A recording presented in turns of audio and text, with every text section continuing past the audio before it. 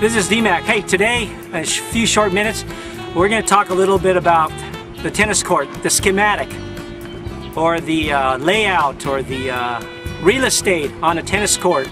Because I think that's important as a beginning. This is a beginner level instruction of tennis. Someone that hasn't played, or maybe played a little bit, or maybe you just someone that likes to watch these pro tennis tournaments, professional tournaments on television, or when it comes around your town. Or for those of you that have, or watch it on the internet, on YouTube. We're going to talk a little bit about the different parts of the tennis court, and I have the pylons behind me.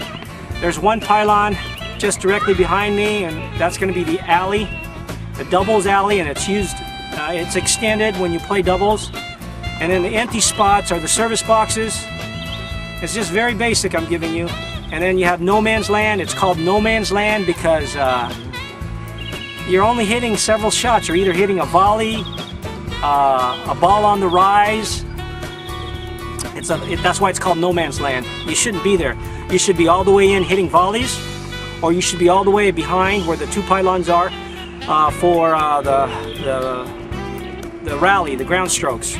Okay? Let's take a look at it, and then if we have a little bit more time, we'll talk a little bit about scoring. And I'll talk about that on my podcast. Maybe I'll make a vodcast with video so you get an idea on scoring, okay?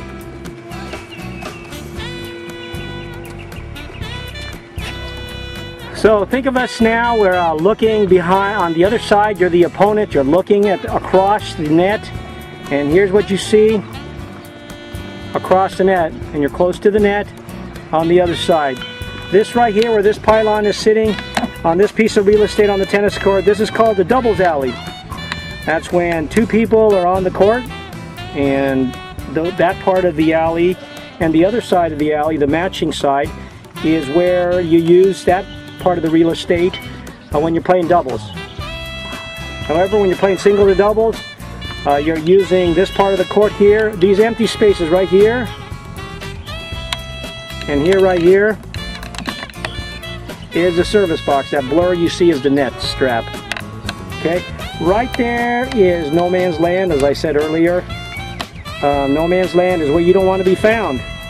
A lot of times you'll be caught with a volley. Most of the time you're on a defensive shot because you're either catching the ball at your toes, or you're catching it on the rise, which is very difficult, but it's not impossible.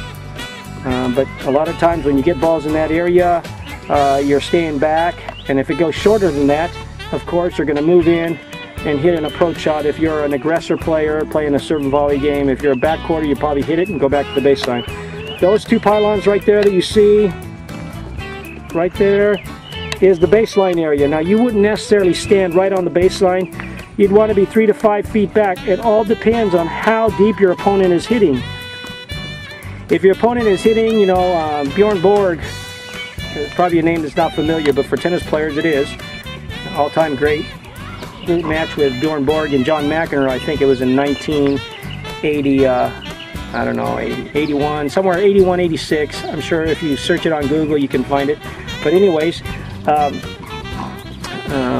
here it is. It was a great match, and you never want to be caught, but McEnroe was what we call an aggressor, a serve and volleyer, and Bjorn Borg was a counter puncher, baseliner, although Bjorn Borg could volley as well. But the great match was in Wimbledon, the finals. There was a 5-setter, I believe, and McEnroe won that. But there it is.